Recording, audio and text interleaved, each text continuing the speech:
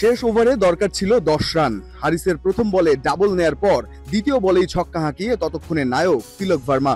শেষটা হলো রিঙ্কু সিং এর বাউন্ডারিতে। 5 বল আর 5 উইকেট হাতে রেখে ইতিহাস গড়া ফাইনালের মঞ্চে এশিয়া কাপের নবম শিরোপা টিম ইন্ডিয়ার। এবারের আসরে তৃতীয়বারের মতো পাকিস্তানকে হারিয়ে অপরাজিত চ্যাম্পিয়ন হওয়ার জন্য ভারতের দরকার ছিল 147 রান। তবে বল হাতে ফাহিম আশরাফ আর শাহিন আফ্রিদি মিলে যখন অভিষেক, সুরিয়া আর শুভমানকে একে একে উড়িয়ে দিলেন, তখন আবারও জয়ের স্বপ্নে বিভোর পাকিস্তান।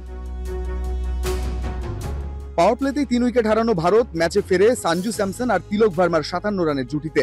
আবরার এসে দলীয় 77 রানের মাথায় স্যামসনকে ফেরালে আবারও মোড় ঘোরার ইঙ্গিত পাক ভারত ফাইনালের।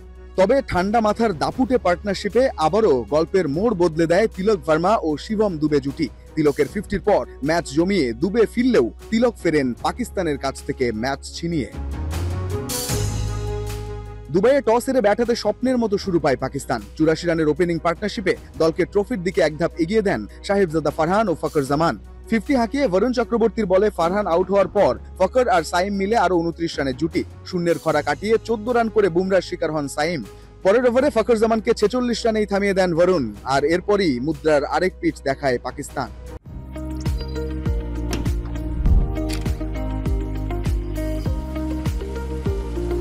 EDF Aluminium, the first premium brand in Bangladesh.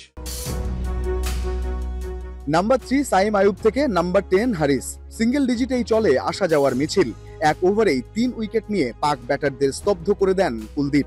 এক উইকেটে 113 রান করা পাকিস্তান 5 বল আগেই থেমে যায় 146 রানে। আর শেষটায় পাকিস্তানের স্বপ্ন থামিয়ে আবারও এশিয়ার রাজা ভারত। আরো একবার তীরে এসে তরি ডুবলো পাকিস্তানের। টিম ইন্ডিয়া প্রমাণ করলো এশিয়ার সেরা তারাই।